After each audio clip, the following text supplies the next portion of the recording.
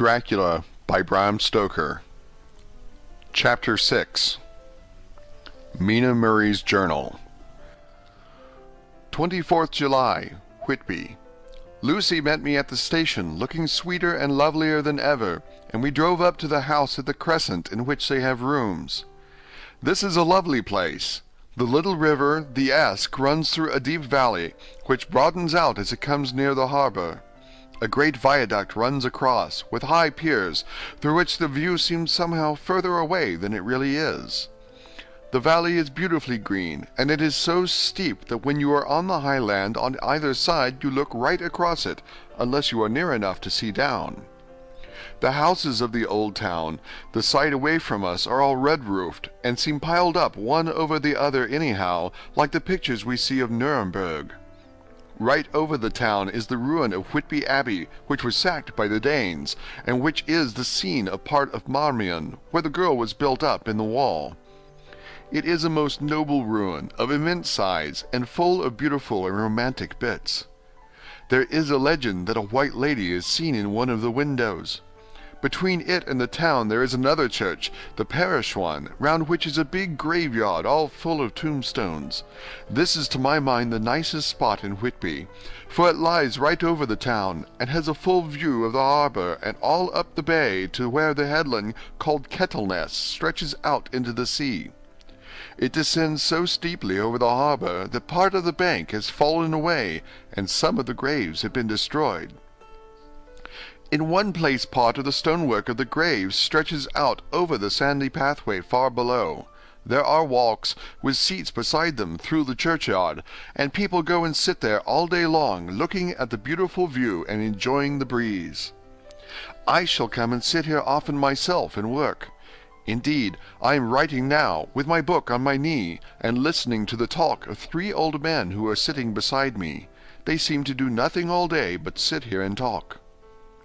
The harbour lies below me, with, on the far side, one long granite wall stretching out into the sea, with a curve outwards at the end of it, in the middle of which is a lighthouse. A heavy sea-wall runs along outside of it. On the near side, the sea-wall makes an elbow crooked inversely, and its end too has a lighthouse. Between the 2 piers there is a narrow opening into the harbour, which then suddenly widens. It is nice at high water, but when the tide is out it shoals away to nothing, and there is merely the stream of the Esk, running between banks of sand with rocks here and there. Outside the harbour, on this side, there rises for about half a mile a great reef, the shop of which runs straight out from behind the south lighthouse. At the end of it is a buoy with a bell, which swings in bad weather and sends in a mournful sound on the wind. They have a legend here that when a ship is lost, bells are heard out at sea. I must ask the old man about this. He's coming this way. He is a funny old man. He must be awfully old, for his face is gnarled and twisted like the bark of a tree.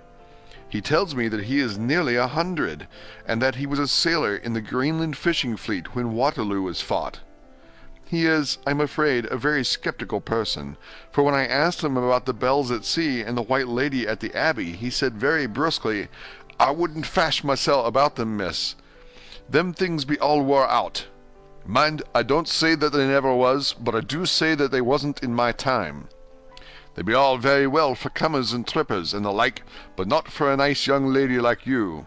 Them feet folks from York and Leeds that be always eatin' curd herrings and drinkin' tea and lookin' out to buy cheap jet with Creedot. I wonder myself who'd be bothered tellin' lies to them, even the newspapers, which is full of fool talk."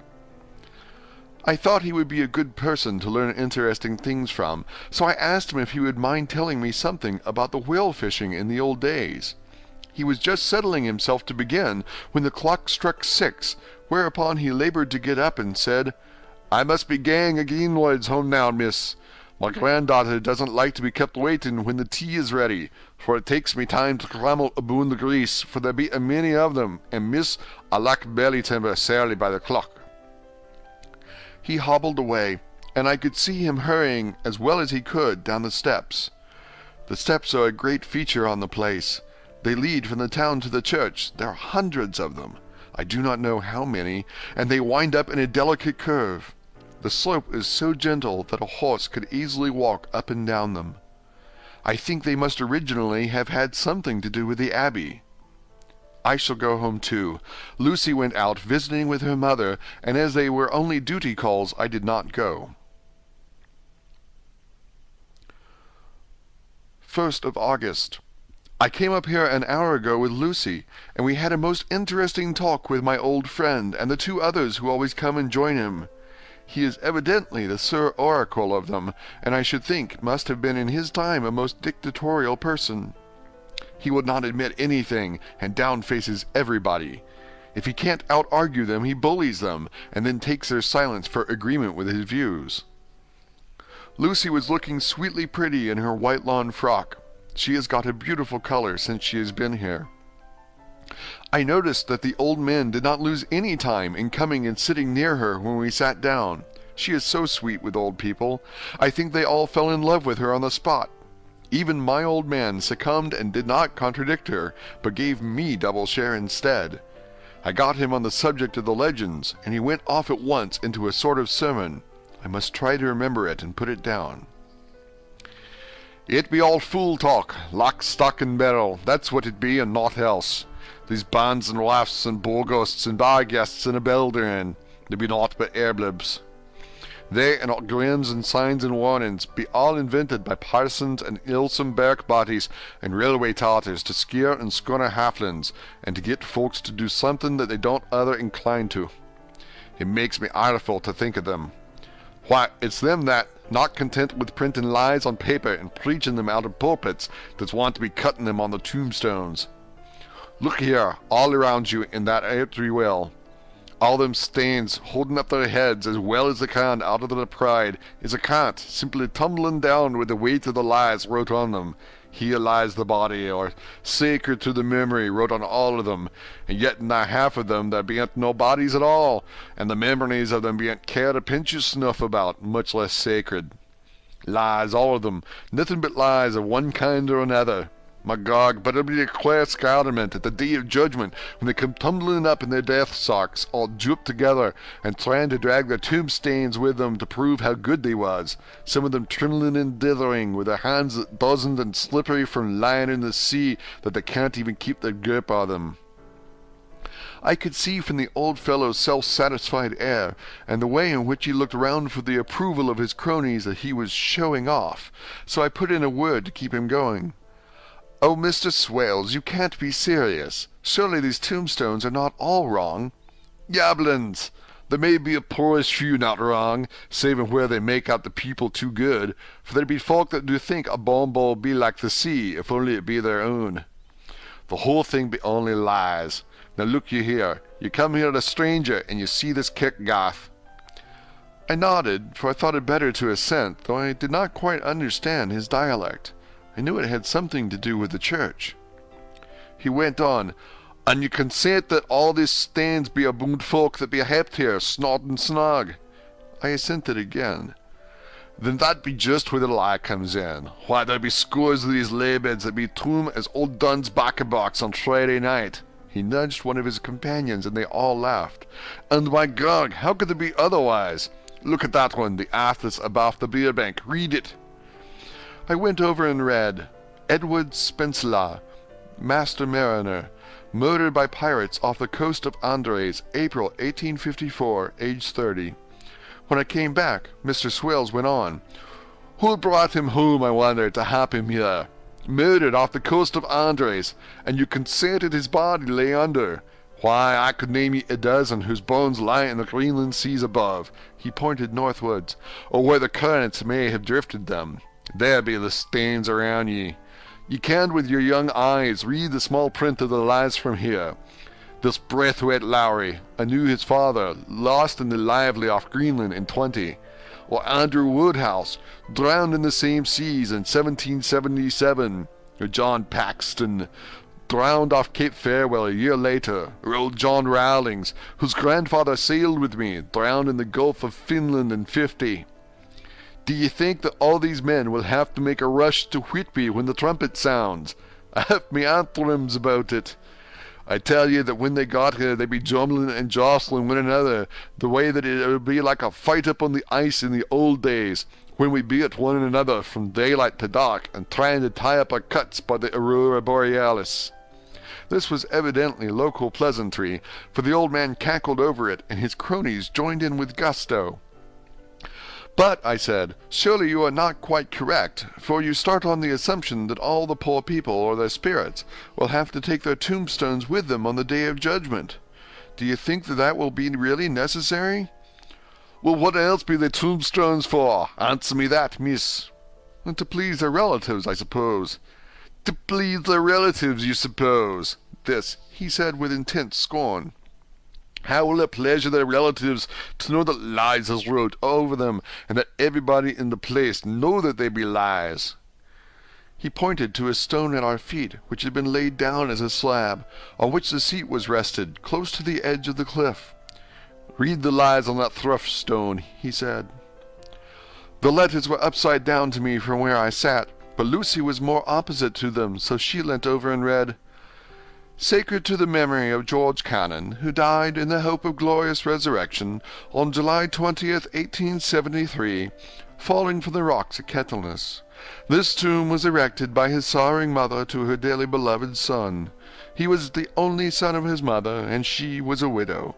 Really, Mr. Swales, I don't see anything very funny in that." She spoke her comment very gravely and somewhat severely. "You don't see aught funny, ha ha! But that's because you don't gone the sarning mother was a hellcat that hated him because he was a crooked, a regular lamenter he was, and he hated her so that he committed suicide in order that she mightn't get an insurance she put on his life. Blew nigh the top of his head off with an old musket that they had for scaring crows with. 'Twarn't for crows then, for it brought the clegs and the doups to him. That's the way he fell off the rocks. And as to hopes of a glorious resurrection, I've often heard him say myself that he hoped he'd go to hell, for his mother was so pious that she'd be sure to go to heaven, and he didn't want to idle where she was.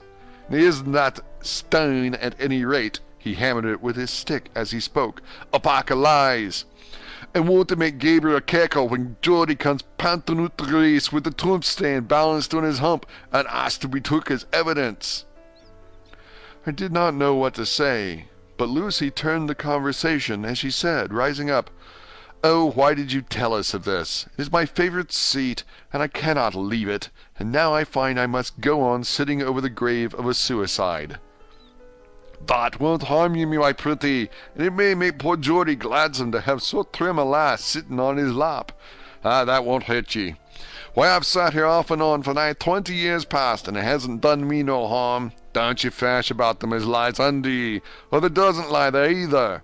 It'll be time for you to be getting scart when you see the tombstones all run away with, and the place as bare as a stubble field. There's the clock, and I must gang. Make a service to ye, ladies." And off he hobbled. Lucy and I sat a while, and it was all so beautiful before us that we took hands as we sat, and she told me all over again about Arthur and their coming marriage. That made me just a little heartsick, for I haven't heard from Jonathan for a whole month. The same day.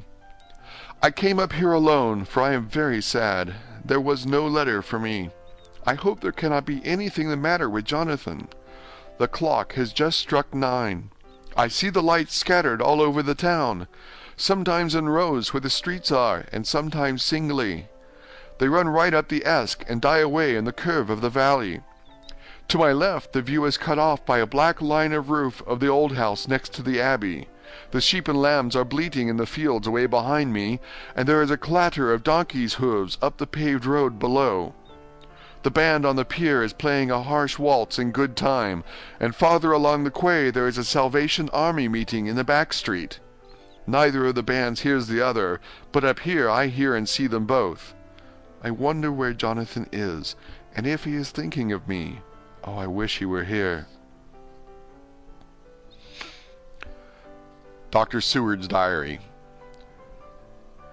5th of June. The case of Renfield grows more interesting the more I get to understand the man. He has certain qualities very largely developed: selfishness, secrecy, and purpose. I wish I could get at what is the object of the latter. He seems to have some settled scheme of his own, but what it is I do not know. His redeeming quality is a love of animals, though, indeed, he has such curious turns in it that I sometimes imagine he is only abnormally cruel. His pets are of odd sorts. Just now his hobby is catching flies. He has at present such a quantity that I have had myself to expostulate. To my astonishment, he did not break out into a fury, as I expected, but took the matter in simple seriousness. He thought for a moment, and then said, "May I have 3 days? I shall clear them away." Of course I said that would do. I must watch him. 18th of June. He has turned his mind now to spiders, and has got several very big fellows in a box. He keeps feeding them his flies, and the number of the latter is becoming sensibly diminished, although he has used half his food in attracting more flies from outside to his room. 1st of July. His spiders are now becoming as great a nuisance as his flies, and today I told him that he must get rid of them. He looked very sad at this, so I said that he must, some of them, at all events. He cheerfully acquiesced in this, and I gave him the same time as before for reduction. He disgusted me much while with him, for when a horrid blowfly, bloated with some carrion food, buzzed into the room, he caught it, held it exultantly for a few moments between his finger and thumb, and before I knew what he was going to do, put it in his mouth and ate it. I scolded him for it, but he argued quietly that it was very good and very wholesome, that it was life, strong life, and gave life to him. This gave me an idea, or the rudiment of one. I must watch how he gets rid of his spiders. He has evidently some deep problem in his mind, for he keeps a little notebook in which he is always jotting down something. Whole pages of it are filled with masses of figures, generally single numbers added up in batches, and then the totals added in batches again, as though he were focusing some account, as the auditors put it. 8th of July. There is a method in his madness, and the rudimentary idea in my mind is growing. It will be a whole idea soon, and then, O unconscious cerebration, you will have to give the wall to your conscious brother. I kept away from my friend for a few days, so that I might notice if there were any change. Things remain as they were, except that he has parted with some of his pets, and got a new one. He has managed to get a sparrow, and has already partially tamed it. His means of taming is simple, for already the spiders have diminished. Those that do remain, however, are well fed, for he still brings in the flies by tempting them with his food. 19th of July. We are progressing. My friend has now a whole colony of sparrows, and his flies and spiders are almost obliterated. When I came in, he ran to me and said he wanted to ask me a great favor, a very, very great favor, and as he spoke, he fawned on me like a dog. I asked him what it was, and he said, with a sort of rapture in his voice and bearing, "A kitten, a nice little sleek playful kitten, that I can play with, and teach, and feed, and feed, and feed." I was not unprepared for this request, for I had noticed how his pets went on increasing in size and vivacity, but I did not care that his pretty family of tame sparrows should be wiped out in the same manner as the flies and spiders. So I said I would see about it, and asked him if he would not rather have a cat than a kitten. His eagerness betrayed him as he answered, "Oh yes, I would like a cat. I only asked for a kitten lest you should refuse me a cat. No one would refuse me a kitten, would they?" I shook my head, and said that at present I feared it would not be possible, but that I would see about it. His face fell, and I could see a warning of danger in it, for there was a sudden fierce, sidelong look which meant killing.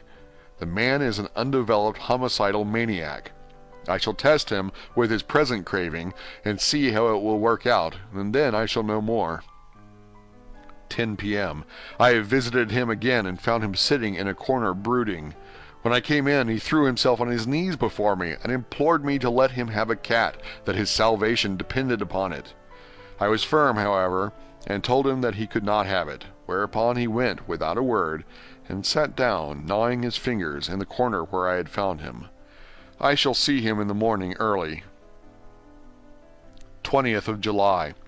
Visited Renfield very early, before attendant went his rounds. Found him up and humming a tune.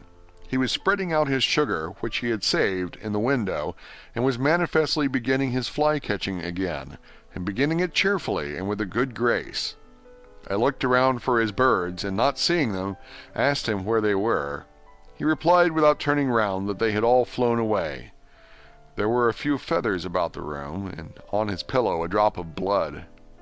I said nothing, but went and told the keeper to report to me if there were anything odd about him during the day. 11 a.m. The attendant has just been to see me to say that Renfield has been very sick and has disgorged a whole lot of feathers. My belief is, doctor, he said, that he has eaten his birds and that he just took and ate them raw. 11 p.m. I gave Renfield a strong opiate tonight, enough to make even him sleep, and took away his pocketbook to look at it. The thought that has been buzzing about my brain lately is complete, and the theory proved. My homicidal maniac is of a peculiar kind. I shall have to invent a new classification for him, and call him a zoophagous, life-eating maniac. What he desires is to absorb as many lives as he can, and he has laid himself out to achieve it in a cumulative way. He gave many flies to one spider, and many spiders to one bird, and then wanted a cat to eat the many birds. What would have been his later steps? It would almost be worthwhile to complete the experiment. It might be done if there were only a sufficient cause. Men sneered at vivisection, and yet look at its results today. Why not advance science in its most difficult and vital aspect, the knowledge of the brain? Had I even the secret of one such mind, did I hold the key to the fancy of even one lunatic, I might advance my own branch of science to a pitch compared with which Burden Sanderson's physiology or Faraday's brain knowledge would be as nothing. If only there were a sufficient cause. I must not think too much of this, or I may be tempted.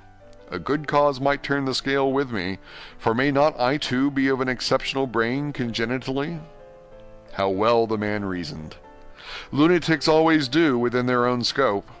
I wonder at how many lives he values a man, or if at only one. He has closed the account most accurately, and today begun a new record. How many of us begin a new record with each day of our lives? To me it seems only yesterday that my whole life ended with my new hope, and that truly I began a new record. So it shall be until the great recorder sums me up and closes my ledger account with a balance to profit or loss. Ah, Lucy, Lucy, I cannot be angry with you, nor can I be angry with my friend whose happiness is yours, but I must only wait on hopeless and work. If I could have as strong a cause as my poor mad friend there, a good unselfish cause to make me work, that would be indeed happiness. Mina Murray's Journal. 26th of July. I am anxious, and it soothes me to express myself here.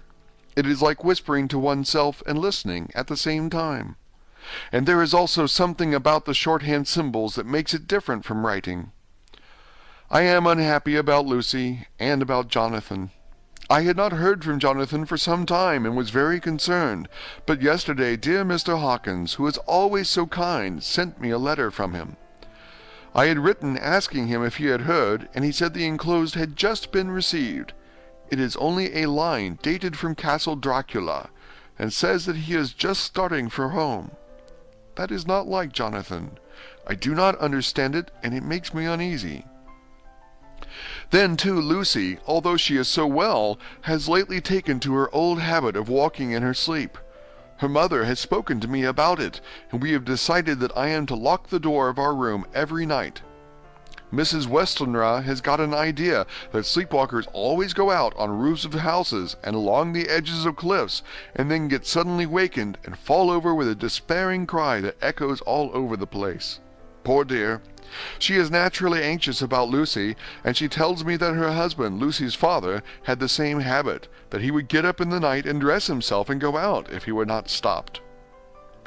Lucy is to be married in the autumn, and she is already planning out her dresses and how her house is to be arranged. I sympathize with her, for I do the same, only Jonathan and I will start in life in a very simple way, and shall have to try to make both ends meet. Mr. Holmwood, he is the Honourable Arthur Holmwood, only son of Lord Godalming, is coming up here very shortly, as soon as he can leave town, for his father is not very well, and I think dear Lucy is counting the moments till he comes. She wants to take him up in the seat of the churchyard cliff, and show him the beauty of Whitby. I dare say it is the waiting which disturbs her. She will be all right when he arrives. 27th of July. No news from Jonathan. I am getting quite uneasy about him, though why I should, I do not know, but I do wish that he would write, if it were only a single line. Lucy walks more than ever, and each night I am awakened by her moving about the room. Fortunately, the weather is so hot that she cannot get cold. But still, the anxiety and the perpetually being awakened is beginning to tell on me, and I am getting nervous and wakeful myself. Thank God, Lucy's health keeps up. Mr. Holmwood has been suddenly called to Ring to see his father, who has been taken seriously ill. Lucy frets at the postponement of seeing him, but it does not touch her looks. She is a trifle stouter, and her cheeks are a lovely rose pink. She has lost the anemic look which she had. I pray it will all last. 3rd of August. Another week gone by, and no news from Jonathan, not even to Mr. Hawkins, from whom I have heard. Oh, I do hope he is not ill. He surely would have written. I look at that last letter of his, but somehow it does not satisfy me. It does not read like him, and yet it is his writing. There is no mistake of that. Lucy has not walked much in her sleep the last week, but there is an odd concentration about her which I do not understand. Even in her sleep she seems to be watching me. She tries the door, and finding it locked, goes about the room searching for the key. 6th of August. Another 3 days, and no news. The suspense is getting dreadful. If I only knew where to write to or where to go to, I should feel easier.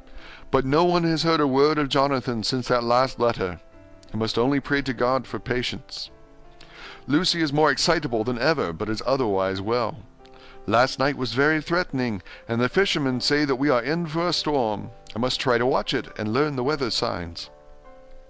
Today is a grey day, and the sun as I write is hidden in thick clouds high over Kettleness. Everything is grey, except the green grass, which seems like emerald amongst it. Grey earthy rock, grey clouds, tinged with the sunburst at the far edge, hang over the grey sea, in which the sandpoints stretch like grey figures. The sea is tumbling in over the shallows and the sandy flats with a roar, muffled in sea mists drifting inland. The horizon is lost in a grey mist. All vastness, the clouds are piled up like giant rocks, and there is a brool over the sea that sounds like some passage of doom. Dark figures are on the beach here and there, sometimes half shrouded in the mist, and seem men like trees walking. The fishing boats are racing for home, and rise and dip in the ground swell as they sweep into the harbor, bending to the scuppers. Here comes old Mr. Swales. He is making straight for me, and I can see by the way he lifts his hat that he wants to talk. I have been quite touched by the change in the poor old man. When he sat down beside me, he said in a very gentle way, "I want to say something to you, miss." I could see that he was not at ease, so I took his poor old wrinkled hand in mine and asked him to speak fully.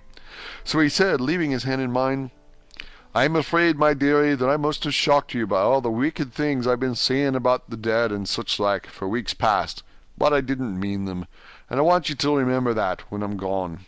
We old folks that be daffled, with one foot abaft the crock hole, don't altogether like to think of it, and we don't want to feel scared of it, and that's why I've took to making light of it, so that I'd cheer up my own heart a bit.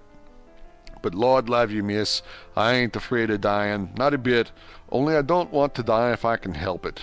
My time must be nigh at hand now, for I be old, and 100 years is too much for any man to expect. And I'm so nigh it that the old man is already whitting his scythe. You see, I can't get out of the habit of coughing about it all at once. The chaps will wag as they be used to. Some day soon the angel of death will sound his trumpet for me. But don't you dull and great, my dearie," for he saw that I was crying. "If he should come this very night, I'd not refuse to answer his call. For life be after all only a waitin' for something else than what we're doing, and death be all that we can rightly depend on. But I'm content, for it's comin' to me, my dearie, and comin' quick. It may be comin' while we be lookin' and wonderin'. Maybe it's in that wind out over the sea that's bringin' with it loss and wreck and sore distress and sad hearts. Look, look, he cried suddenly. There's something in that wind and in the host beyond that sounds, and looks and tastes and smells like death. It's in the air. I feel it comin'. Ah, Lord, make me answer cheerful when my call comes. He held up his arms devoutly and raised his hat. His mouth moved as though he were praying. After a few minutes' silence, he got up, shook hands with me, and blessed me, and said good-bye, and hobbled off. It all touched me and upset me very much. I was glad when the coast guard came along with his spyglass under his arm. He stopped to talk with me as he always does, but all the time kept looking at a strange ship. I can't make her out, he said. She's a Russian by the look of her. But she's knocking about in the queerest way. She doesn't know her mind a bit. She seems to see the storm coming, but can't decide whether to run up north in the open or to put in here. Look there again. She has steered mighty strangely, for she doesn't mind the hand on the wheel, changes about with every puff of wind. We'll hear more of her before this time tomorrow. End of chapter 6.